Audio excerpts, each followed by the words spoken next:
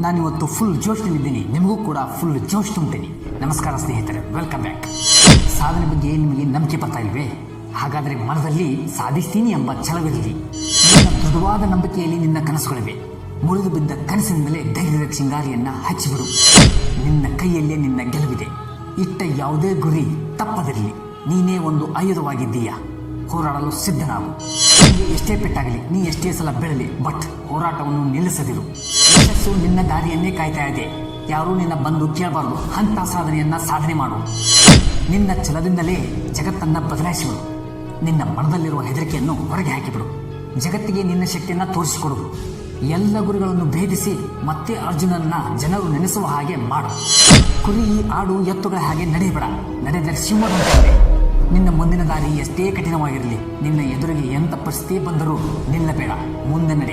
ಈ ಜಗತ್ತು ನಿನ್ನನ್ನು ಹೆದರಿಸುತ್ತೆ, ಅಲಿಸುತ್ತೆ, ದಿನಕ್ಕೊಂದು ರೂಪ ಪಡೆಯುತ್ತೆ. ಅದರ ಬಗ್ಗೆ ಗಮನ ಕೊಡಬೇಡ.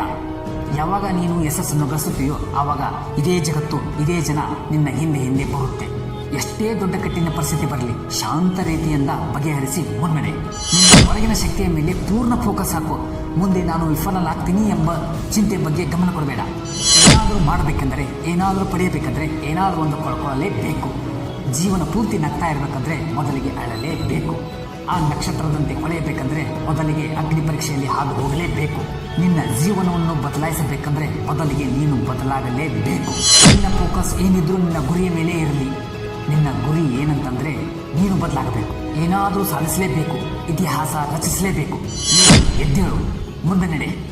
ಎಲ್ಲಿಯವರೆಗೆ ಗುರಿ ಸಿಗುವುದಿಲ್ಲವೋ ಅಲ್ಲಿವರೆಗೂ ನಿಲ್ಲಬೇಡ. ಐ ಹೋಪ್ ಈ ವಿಡಿಯೋ ನಿಮಗೆ ಇಷ್ಟ ಆಗಿದೆ ಅಂತ ಭಾವಿಸ್ತೀನಿ.